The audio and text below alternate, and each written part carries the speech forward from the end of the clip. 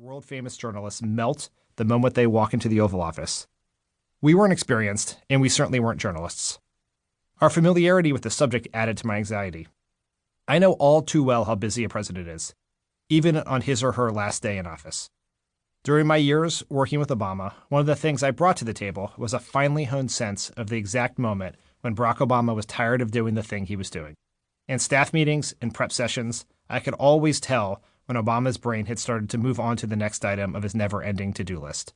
It was often my role to bring the meeting or interview to an end before the length of the meeting exceeded Obama's patience.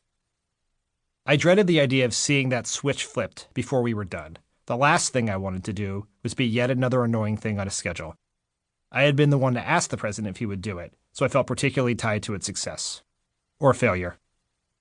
We'd been working on questions for weeks. Obama is by his very nature a storyteller, so I went looking for the perfect anecdote to set him up to put the Obama era in perspective and explain how and why we ended up with someone like Donald Trump as president. When I left the White House in 2015, President Obama gave me a collection of photos from our time together, dating back to the early days of the campaign as a farewell gift.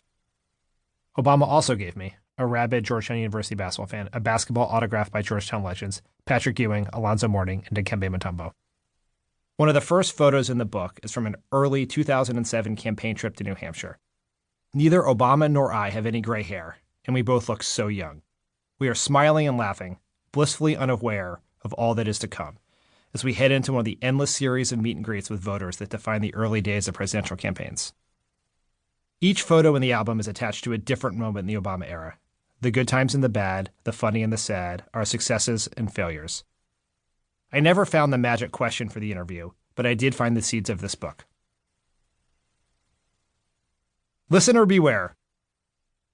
First, let's talk about what this book isn't. It's not a history of the Obama years, because I'm not a historian.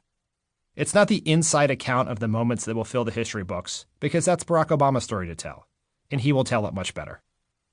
And finally, it's not a tell-all filled with gossipy scoops about the Obama White House, because I'm not an asshole. Instead, Yes We Still Can is a look back at my experiences on the Obama campaigns and in the White House to try to better understand the current state of politics and look at where we go from here. Much like Pod Save America, it's a no-bullshit conversation about politics in the era of Obama, Trump, and Twitter.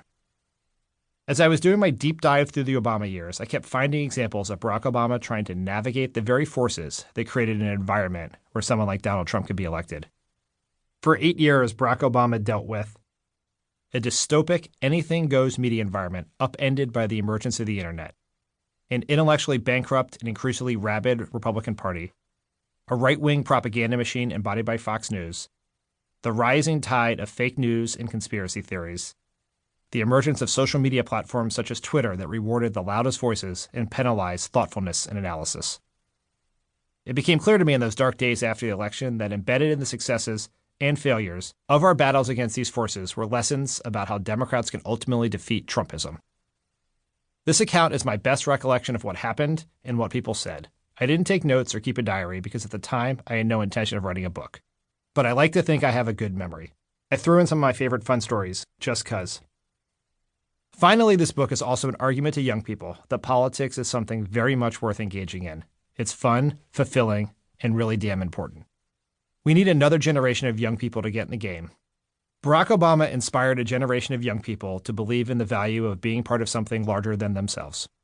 As the rapidly emerging gray hairs of myself and my former 2008 colleagues show, that generation is now older. It's time for a new generation to step up and take charge of our future.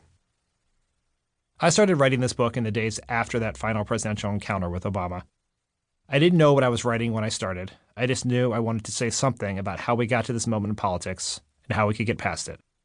I was worried it would be a depressing exercise, the equivalent of wallowing at home looking at photos of an ex after a bad breakup. But it wasn't. Not at all. Quite the opposite, actually. I was inspired by something Obama said in the Pod Save America interview. Toward the end of the interview, Jon Favreau asked Obama, Mr. President, you've talked a lot about we're all trying to get our paragraph right in history. Yeah. What do you hope that paragraph says about you? When I think about will most gratify me, it'll be if 20 years from now I can look back and I can say, wow, look at all these people who first got involved, maybe even